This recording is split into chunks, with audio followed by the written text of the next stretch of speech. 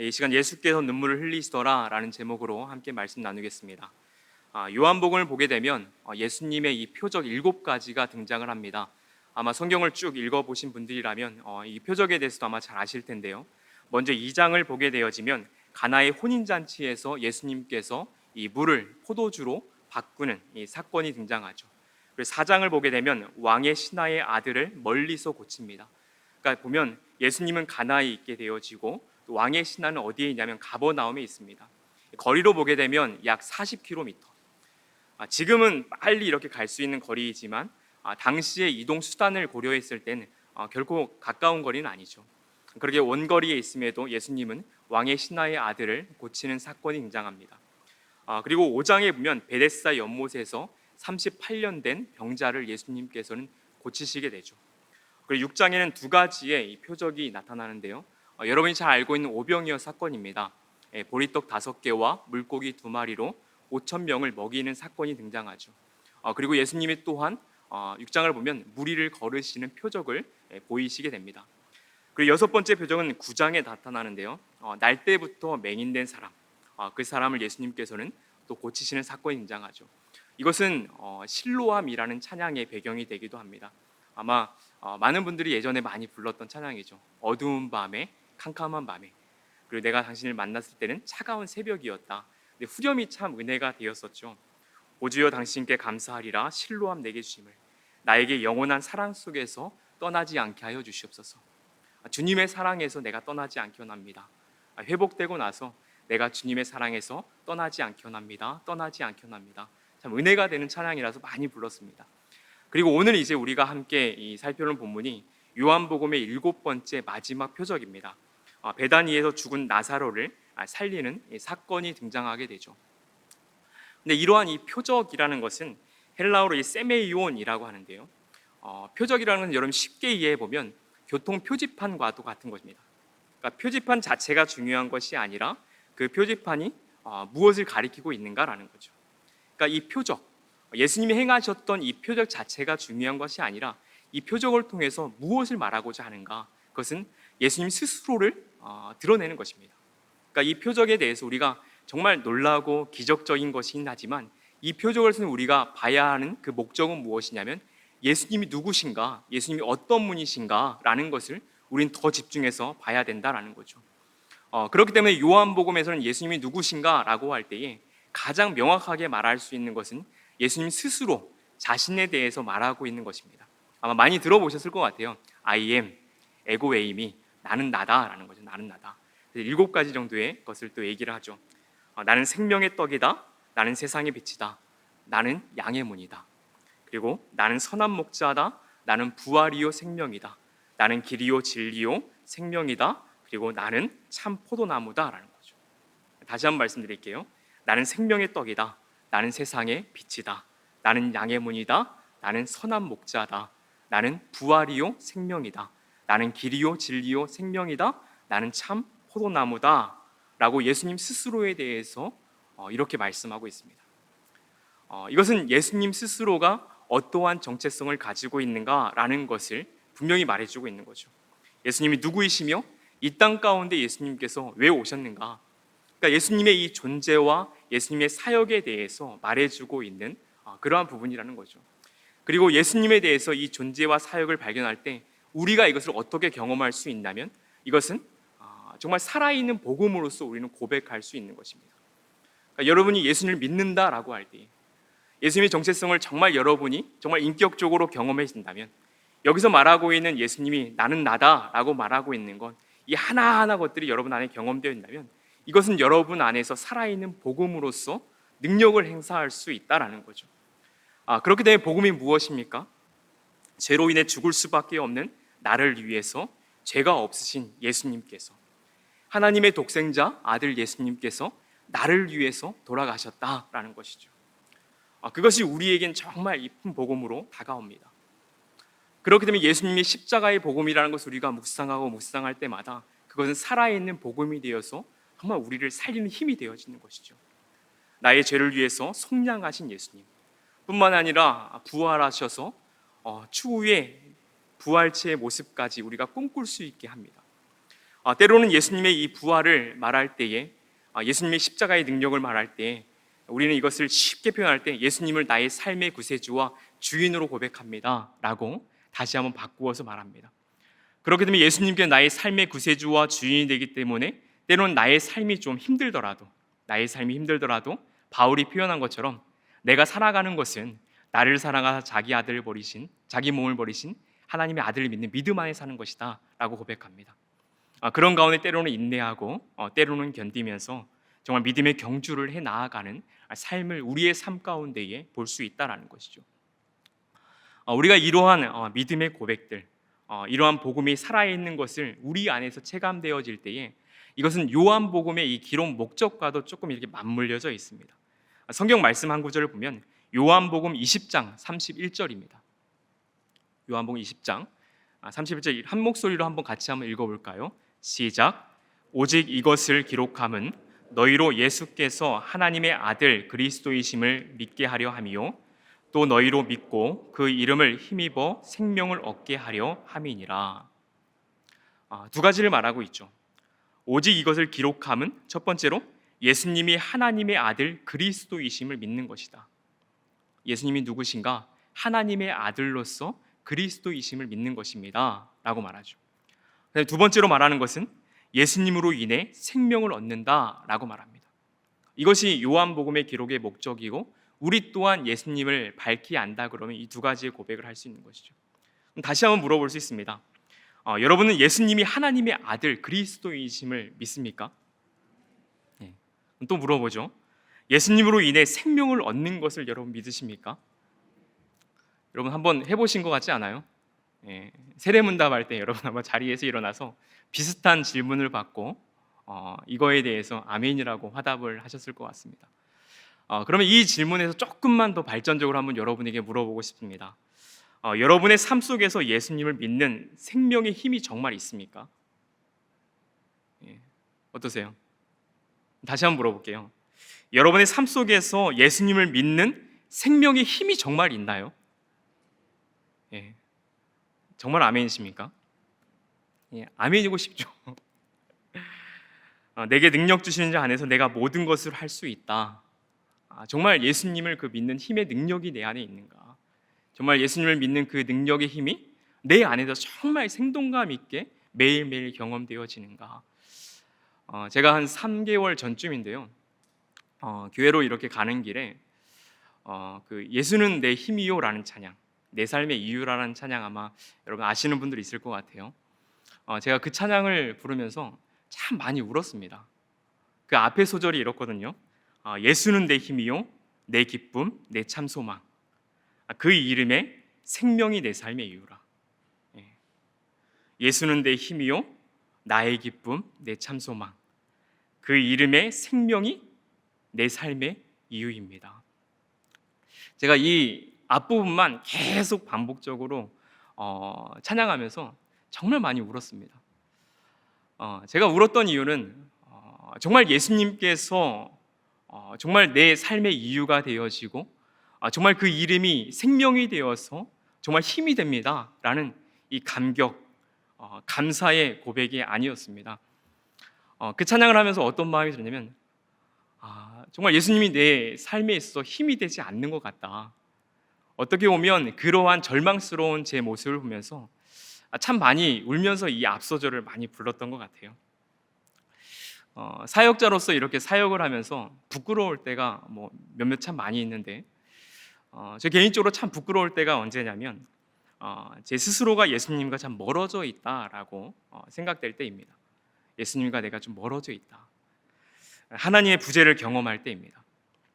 예수님의 마음으로 사역자로서 지금 참 본질이죠. 사역자로서 성도님들 한 사람 한 사람들을 이렇게 잘 목양해 가야 하는데 내 스스로가 이렇게 예수님과 멀어져 있다라고 느낄 때에 정말 이 하나님의 부재하심, 예수님의 부재하심을 내 스스로 느낄 때에 정말 성도님들을 신방하고 또 목양해 갈 때 정말 스스로 힘들다라는 생각을 하고 좀 부끄러울 때가 있습니다. 여러분은 어떠십니까? 여러분은 신앙생활 이렇게 하시면서 예수님의 이 부재하심, 이 하나님의 부재하심을 경험하시나요? 혹시 지금 경험하시나요? 우리가 분명히 예수님을 믿고 구원받았음에도 불구하고 정말 왜 예수님의 부재하심을 경험할 수밖에 없는가? 예수님이 이렇게 멀게 느껴질까? 그 생명이 왜 이렇게 멀게 느껴질까? 우리가 반문하게 되는 것 같습니다. 저는 이제 예수님의 이 눈물 앞에서 한 3가지 정도를 여러분에게 좀 말씀드리고자 하는데요. 첫 번째로 한번 따라해 볼까요?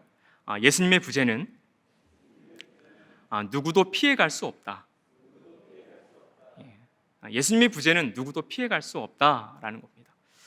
우리가 신앙생활 하다 보면 어느 순간 하나님의 부재하심을 경험하게 됩니다. 그 누구도 피해갈 수 없습니다. 예수님께서 살아계신 것은 분명하지만 예수님의 부재하심을 정말 경험하게 되는 거죠. 아마 이전에 여러분 릭 워렌의 목적이 이끄는 삶, 많은 성도님들이 아마 읽어보셨을 텐데 거기 이 책 안에 소개되어진 한 챕터를 제가 좀 읽고자 하는데요. 예수전도단 초창기 사역자인 플로이드 맥클렁이라는 사람의 이 경험을 잠시 소개합니다. 제가 한번 읽어드릴게요. 어느 날 아침 눈을 뜨니 모든 영적인 느낌이 사라졌다. 기도하지만 아무 일도 일어나지 않는다. 악마를 꾸짖지만 아무런 변화도 일어나지 않는다. 영적인 행동을 한다. 친구에게 기도를 부탁하거나 생각할 수 있는 모든 죄를 고백하고 모든 사람들에게 용서를 구하고 다닌다. 그리고 금식을 한다. 하지만 여전히 아무 일도 일어나지 않는다. 이 영적인 슬럼프가 얼마나 오래 갈지 궁금해지기 시작한다. 며칠, 몇 주, 몇 달, 끝은 날까? 마치 기도가 천장에서 튕겨 떨어지는 것 같다. 절망 속에서 우리는 도대체 내 문제가 무엇인가라고 소리친다. 여러분 어떻습니까? 플로이드 맥클런과 같이 영적인 슬럼프를 여러분 경험한 적 있으시죠? 영적인 슬럼프. 어느 순간 이렇게 내 모습을 봤을 때에 정말 영적인 모든 사고들, 영적인 생각들이 갑자기 이렇게 한순간에 사라져 버린 것 같은 느낌을 받을 때가 있고, 때로는 정말 이 하나님 앞에 부르짖는 기도를 할 때에 그 기도가 이 표현처럼 정말 이 천장에 딱 부딪혀서 떨어지는 것과 같은 그러한 경험들을 우리가 할 때가 있습니다. 하나님이 가리워진 것 같고 또 예수님이 정말 이렇게 멀게만 느껴지는 그 부재를 우리가 경험할 때가 있는 것 같습니다. 성경의 많은 인물들 중에서도 이 하나님의 부재를 경험했던 인물들이 많은데요. 두 사람을 소개하면 이 다윗과 욥이 있습니다. 다윗과 욥. 먼저 다윗. 그럼 다윗도 하나님의 부재를 경험합니다. 시편 22편 1절과 2절에서 다윗은 이렇게 고백합니다. 제가 3번역으로 한번 읽어드릴게요. 나의 하나님, 어찌하여 나를 버리십니까? 어찌하여 그리 멀리 계셔서 살려달라고 부르짖는 울부짖는 나의 간구를 듣지 아니하십니까?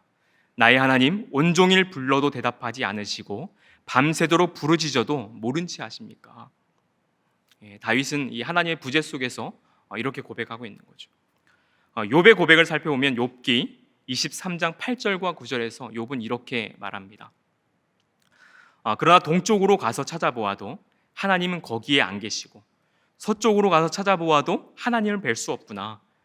북쪽에서 일을 하고 계실 터인데도 그분을 뵐 수가 없고 남쪽에서 일을 하고 계실 터인데도 그분을 뵐 수가 없구나.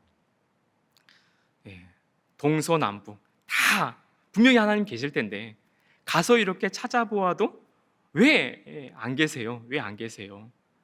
그러니까 이러한 하나님의 부재하심을 다윗도 고백하고 있고 욥도 고백하고 있고 성경의 여러 인물들을 살펴보면 이러한 고백들을 하고 있다는 것입니다. 그런데 이제 오늘 우리가 함께 읽은 요한복음 11장에서 등장하고 있는 이 마리아와 마르다. 이 마리아와 마르다도 예수님의 부재하심을 경험했던 것 같습니다. 본문의 이 배경을 간단하게 좀 말씀드려보면 마리아와 마르다는 오빠 나사로가 병들었다라는 거죠. 그렇게 이 나사로가 병든 것을 알고 난 뒤에 예수님께 이 나사로의 병을 고쳐달라, 오빠의 병을 고쳐달라라고 요청하기 위해서 사람을 이렇게 보내게 됩니다. 두 자매 마리아와 마르다죠. 두 자매는 예수님에게 이 나사로의 병을 고쳐달라, 오빠의 병을 고쳐달라라는 소식을 예수님이 듣게 되어지면 곧장 예수님이 오지 않았을까라는 기대가 있었을 것 같아요. 왜냐하면 이제 요한복음 11장을 보면 예수님께서 마르다도 사랑하셨고 마리아도 사랑하셨고 또 나사로도 예수님께서 많이 사랑했거든요. 그러면 정말 예수님께 사랑했기 때문에 나사로가 병들었다는 소식을 들었을 때 예수님이 곧장 달려와서 정말 이 자매의 부탁처럼 나사로를 고쳐주지 않을까, 그런 기대가 있었겠죠. 그래서 사람을 보냈을 것입니다. 그러나 예수님께서 이 소식을 들었음에도 불구하고 예수님이 나타나지 않습니다. 오지 않아요. 끝내 이 나사로는 죽습니다. 그리고 예수님은 언제 나타나냐면 나사로가 죽은 지 4일이 지나고 나서야 예수님께서 이 마리아와 마르다 앞에 나타나게 되는 거죠. 말 그대로 예수님이 분명히 저기 계심에도 불구하고 그 부재 속에서 오빠의 죽음을 맞이하게 되어지고 4일이 지난 이 마리아와 마르다의 심정입니다. 그럼 어떤 심정일까요? 여러분이라면 어떤 마음이겠습니까? 성경에서 이 마리아와 마르다는 이렇게 말하고 있는데요. 21절에서 마르다는 예수님께 이렇게 말합니다. 주님께서 여기 계셨더라면 제 오빠가 죽지 않았을 거예요. 제가 세 번역으로 읽어드린 겁니다. 주님께서 정말 그때 요청했을 때만 하더라도 여기 오셨다면 우리 오빠 안 죽었을 거예요. 똑같은 말을 마리아도 하고 있는데 32절에서 이렇게 말합니다. 주님이 여기 계셨더라면 제 오빠가 죽지 않았을 것입니다. 여러분, 마리아와 마르다가 이렇게 예수님에게 반문하는 것은 당연한 거 아닙니까? 여러분 생각해 보면 지금 이 나사로가 죽음을 맞이하고 있는 이 베단이라는 곳과 예수님이 지금 있는 이 예루살렘의 거리가 얼마인 줄 아세요? 성경을 아마 잘 읽으신 분들은 이게 이제 오리라고 되어 있습니다. 오리. 우리가 쓰는 표현은 아니죠, 요즘에는. 한사nem은 이 3km가 채 안 됩니다. 여러분 3km 여러분 걸어갈 수 있는 거리죠, 그렇죠? 걸어가도 1시간 안에 걸어갈 수 있는 거리입니다. 뛰어가면 더 빨리 갈 수 있죠. 그러니까 이 마리아와 마르다가 예수님에게 오빠를 고쳐달라라고 사람을 보냈던 것, 정말 예수님이 곧장 달려와서 고쳐줄 수 있지 않을까, 충분히 생각할 수 있잖아요. 너무나 가까운 거리니까요. 여기에서 말 그대로 드림센터 정도의 거리가 될 수도 있겠죠. 갈 수 있는 거리입니다. 그러나 예수님께서 오지 않았기 때문에 마리아와 마르다는 예수님의 부재를 경험하면서 이 오빠의 슬픈 그러한 죽음을 맞이하게 되는 것이죠. 그리고 두 자매의 슬픔을 바라보면서 예수님은 또 나사로의 무덤 앞에서 4일이 지난 후에 눈물을 흘리고 있습니다. 이 본문 11장에서 예수님께서 분명히 가르치고 싶은 것은 있으셨어요. 아까 서두에서 여러분에게 말씀드린 것처럼 예수님이 누구신가라는 것, 나는 부활이요 생명이다라는 것, 나는 부활이요 생명이다 라는 것을 분명히 가르치고 싶다라는 것이 있습니다. 그렇기 때문에 나는 부활이요 생명이 되어서 살아있는 자는, 나를 믿는 자는 영원히 죽지 않는다라는 것을 가르치고 있는 그러한 어떤 큰 이 하나님의 섭리 속에서 이 본문이 이어지곤 있죠.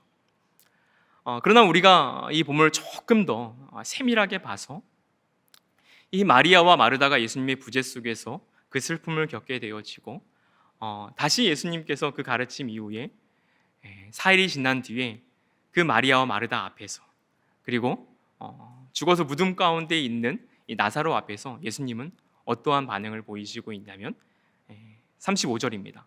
오늘 설교의 제목과도 같은데요. 예수께서 눈물을 흘리시더라 라고 말합니다. 예수께서 눈물을 흘리시더라. 예수께서 눈물을 흘리시더라. 노래하는 신학자로 알려진 마이클 카드라는 사람이 있습니다. 그의 책 감춰진 하나님의 얼굴이라는 책이 있는데요. 그 책에서는 예수님의 이 눈물에 대해서 이렇게 소개를 합니다. 우리처럼 눈물을 흘리신 참 하나님이신 예수님은 참 인간이셨다. 눈물은 그리스도의 복음에 대해 거짓 없는 사랑을 전달하는 매개체가 될 때 의미를 지닐 수 있다. 그분 안에는 모든 인간의 슬픔을 아시는 하나님의 전지한 긍휼이 있다. 그분은 바다에 휩쓸려간 엄마를 목 놓아 부르고 있는 아이가 어떤 슬픔을 느끼는지 아신다. 하나님과 같이 예수님은 우리 모두가 지닌 슬픔의 끝없는 운동이가 얼마나 깊은지 알고 계신다. 하나님이신 예수님은 우리의 끝이 보이지 않는 슬픔의 깊이를 모두 알고 계시며 인간이신 예수님은 눈물을 보이시고 흘리실 수 있는 분이시다. 아니 어쩌면 그분은 눈물을 참을 수 없는 분인지도 모르겠다. 마이크 카드는 예수님의 눈물에 대해서 예수님은 우리를 위해서 하염없이 눈물을 흘릴 수밖에 없는 분이다라고 이렇게 말합니다. 그러면서 이 책에서 말하고 있는 요지가 무엇이냐면요, 인생의 어느 시점에서 우리는 하나님이 계시지 않는 것과 같다라는 것을 느낀다는 거죠. 그 시점이 어느 시점인지는 모릅니다. 이 자리에 예배드리고 있는 성도님들의 시점 다 다를 수 있겠죠. 근데 인생의 어느 시점에서 정말 하나님께서 계실까? 안 계신 것 같다라고 누구나가 다 한 번씩은 느낀다라는 거죠. 그러나 하나님의 부재 속에서 우리는 우리를 향하신 하나님의 눈물, 우리를 향하신 예수님의 눈물을 발견할 수 있어야 한다라고 말합니다. 분명히 부재하지만, 분명히 하나님이 너무 멀어지게 느껴지고 예수님이 너무 멀어지게 느껴지고 정말 극단적으로 안 계신 것 같다라고 고백할 수 있는 그 순간에서도 우리가 그 순간에 인생의 어느 시점에서 우리가 하나님이 계시지 않습니다라고 고백하는 것이 아니라 나를 바라보시면서 울고 있는 하나님의 눈물과 예수님의 눈물을 우리는 발견할 수 있어야 한다라는 것이죠. 그래서 이때를 무엇이라고 말하면 더 깊이 하나님을 추구해야 할 때다라고 말합니다. 그리고 더 깊이 예수님의 마음을 붙드는 그 믿음을 고백해야 된다라고 마이크 카드는 말하고 있습니다. 그러한 맥락 속에서 요한복음 11장을 보게 되면 예수님의 부재는 예수님을 믿게 하려는 것이다 라고 말할 수 있습니다. 같이 한번 따라할 거예요. 두 번째 논제인데요, 같이 한번 따라하겠습니다. 예수님의 부재에서 예수님을 바라보는 믿음이 있어야 한다. 이 11장 본문을 보면 이 나사로의 이 죽음이 있죠. 그리고 예수님께서 오셔서 여러분 아마 아시겠지만 예수님께서 나사로를 다시 살려주십니다. 궁극적으로 예수님께 근데 이 나사로를 살리시기 이전에 예수님이 계속적으로 가리키고 있는 것이 무엇이냐면 믿음입니다. 믿음. 그래서 4번의 믿음에 대해서 가리키고 있는데 그 본문을 제가 한번 읽어드리면 여러분 성경을 눈으로 한번 따라오셔도 좋을 것 같아요. 예수님 믿음에서 강조하고 있는 첫 번째 부분은 14절입니다. 14절 제가 읽어드리면 내가 거기 있지 아니한 것을 너희를 위하여 기뻐하노니 이는 너희로 믿게 하려 함이라 라고 말합니다. 나사로가 이 아프고 병들었고 죽는 그 자리에 내가 거기에 있지 아니한 것은, 그러니까 나사로가 죽는 자리인데 내가 거기에 있지 아니한 것은 왜냐하면 너희로 믿게 하려 함이다라는 것입니다. 너희를 믿게 하려 합니다. 예수님의 부재 속에서 마리아와 마르다가 오빠의 죽음을 바라보고 있는 그 슬픔의 현장에서 내가 거기 있지 아니한 것은, 내가 부재한 것은 너희로 하여금 나를 믿게 하려고 하는 것이야. 그러니까 이 부재 속에서 예수님께 말하는 것은 예수님을 믿는 그 믿음을 고백하기 위해서 예수님이 부재하셨다라고 하는 거죠. 그리고 그 부재 속에서 우리는 예수님을 믿는 믿음을 배워야 한다라는 것이죠. 두 번째로 26절입니다. 무릇 살아서 믿는 자는 영원히 죽지 아니하리니 이것을 내가 믿느냐라고 하죠. 아까 말씀드렸듯이 예수님은 부활이요 생명이다라는 이 가르침 이후에 무릇 살아서 믿는 자는 영원히 죽지 아니할 거야. 내가 이것을 믿느냐라고 묻고 있는 것이죠. 믿음에 대해서 또 말합니다. 세 번째 믿음에 대한 강조가 40절인데요. 내 말이 내가 믿으면 하나님의 영광을 보리라 하지 아니하였느냐라고 하죠. 여러분 우리가 믿는다라는 것은 어느 경지까지 이렇게 바라볼 수 있는 것이냐면 하나님의 영광까지 바라볼 수 있는 것이다 라고 말하고 있죠. 내가 예수 그리스도를 믿었을 때에 하나님과 이 관계가 회복되어질 뿐만이 아니라 하나님께서 보여주시는 그 영광의 세계까지 경험할 수 있다라고 이 믿음의 경지까지 말하고 있는 것입니다. 그 다음에 네 번째로 말하고 있는 42절인데요. 곧 아버지께서 나를 보내신 것을 그들로 믿게 하려 함이다 라고 말합니다. 결국은 예수님의 이 부재 속에서 예수님이 계속적으로 강조하고 있는 것은 무엇이냐면 예수님이 이렇게 정말 부재하다, 없다라고 할지라도 예수님을 향한 그 믿음을 포기하지 않고 예수님을 믿는다라고 고백해야 된다라는 것입니다. 그렇기 때문에 이 예수님의 부재 속에 우리가 고백해야 될 것은 무엇이냐면 정말 예수님을 더 깊이 만나는 순간들을 여러분 채워가야 한다라는 것이죠. 근데 이게 결코 쉽지 않은 것 같아요. 우리가 이것을 때로는 영적 슬럼프다라고 이렇게 많이 얘기하죠. 영적 슬럼프. 근데 이 영적 슬럼프, 영적 이 무기력함 속에서 정말 예수님으로 정말 채워가고 정말 예수님을 그 믿는 그 믿음으로 굳건하게 세워간다라는 것은 정말 어려운 것 같습니다. 어려운 것 같습니다. 그러나 그럼에도 불구하고 정말 우리는 그 순간에서 하염없이 예수님의 이름을 불러야 되는 것이죠. 예수님, 제가 예수님을 믿습니다. 예수님이 궁극적으로 회복시켜 주실 것을 믿습니다. 예수님 도와주시옵소서. 예수님 함께해 주시옵소서. 주님만이 이 상황을 극복할 수 있는 열쇠가 됩니다. 정말 어떠한 수식어를 여러분 다 붙이더라도 예수님의 이름, 예수님을 내가 믿겠습니다, 믿겠습니다, 믿겠습니다. 그 믿음을 포기하지 않는 것을 예수님께서는 예수님의 이 부재 중에서도 지속적으로 우리에게 바라고 있는 그러한 요구인 것이죠. 살면서 예수님을 정말 온전히 바라보는가?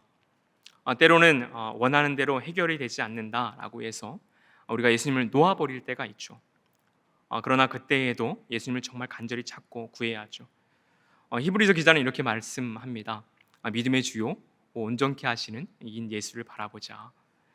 결국 우리를 온전케 할 수 있는 것, 그 모든 상황들을 다시 제 원점으로 돌릴 수 있는 것은 결국은 예수 안에서 우리는 발견할 수 있기 때문입니다. 그렇기 때문에 여러분 정말 우리가 쉽게 생각할 때 초점을 옮긴다라고 생각하면 좋을 것 같아요. 때로는 예수님의 부재하심 속에서는 우리의 시선은 어디에 많이 가 있냐면 힘들다, 언제 멈출까, 왜 내 마음 안 알아줄까, 그 상황 속에서 계속 우리의 초점은 가 있기 마련입니다. 그러나 그 초점을 우리는 어디에 옮겨야 하냐면 예수님께 계속 옮기는 연습을 해야 되는 것 같습니다. 비록 예수님의 부재가 경험되어지는 현장이라 할지라도, 영적으로 무기력함이 경험되는 현장이라 할지라도, 영적인 어떤 슬럼프가 경험되어지는 그 현장이라 할지라도 그 현장을 바라보고 있는 나의 시선이 정말 거기에만 이 초점을 두고 정말 고정되어 있다면 잠시 눈을 정말 돌려서 예수님에게 이렇게 계속 시선을 맞추는 그런 훈련들이 우리 가운데 필요하다라는 생각을 합니다. 그리고 세 번째로 한번 따라해 보죠. 예수님의 눈물을 우리도 흘려야 한다. 예수님이 원하시는 것은 그 문제를 해결하고 나의 믿음을 세워가는 것에서 멈추진 않는 것 같습니다. 우리가 통상 예수님을 닮아가야 된다라는 얘기를 하죠. 우리가 그 어떤 영적 무기력함들을 예수님의 시선으로 옮기는 것뿐만이 아니라 우리는 예수님을 닮아가는 작업들을 해 나아가야 한다면 지금 이 본문 속에서 예수님이 이 마리아와 마르다, 나사로의 죽음 앞에 흘리고 있는 눈물을 우리 또한 배워야 하는 그러한 사람이 아닌가라는 생각이 듭니다. 그렇기 때문에 우리 주변에 있는 절망에 빠진 사람들을 향해서 예수님이 흘렸던 눈물을 우리 또한 함께 흘려야 한다라는 것이죠. 제가 분당 우리 교회에 와서 참 감사한 것 중에 하나가 무엇이냐면요, 참 교역자분들이 눈물이 많다라는 겁니다. 눈물이 많다. 그리고 순장님들이 참 눈물이 많다라는 겁니다. 제가 신학교 다닐 때 그 한 선배가 이런 말을 하더라고요. 그 1년 동안 정말 열심히 눈물 흘려도 사회 현장 나중에 나가면 그거는 사회 현장에서 한 달짜리 눈물밖에 안 돼. 우리가 누군가를 위해서 정말 울어줄 수 있는 것, 그것은 훈련인 것 같아요. 제가 분당 우리에 와서 성도님들을 바라보면서 성도님들이 참 축복되다라는 것 중에 하나가 사역자분들이 정말 성도님들을 정말 진심으로 생각을 하고 정말 울어줄 수 있는 사역자분들이 참 많다라는 것에 참 감동이 됩니다. 그리고 나아가서 정말 아까 말씀드린 대로 신자님들을 볼 때 참 감동이 되어지는 것 같아요. 그렇기 때문에 우리가 함께 사역하고 있는 이 공동체가 정말 더욱더 하나님의 은혜를 경험하게 되지 않나라는 생각이 듭니다. 그 시대의 지성이라고 우리가 알려졌던 이여령 씨죠. 이여령 씨가 지금 소천했지만 2019년도 10월부터 22년 1월까지 삶을 반추하면서 죽음을 독대하며 써내려간 내면의 기록들을 묶어가지고 책이 한 권 나왔는데요. 그 책의 제목이 눈물 한 방울이라는 책입니다. 6월 달에 이렇게 출간이 되었는데요. 여기서 이렇게 말합니다. 병상에 누워 내게 마지막 남은 것은 무엇일까 생각했다. 그것은 눈물 한 방울이었다. 나와 남을 흘리는 눈물은 지상에서 가장 아름답고 힘 있는 것이라는 사실을 우리는 모두 알고 있다. 그래서 거기서 한 편의 이 시처럼 써내려간 글이 있는데요.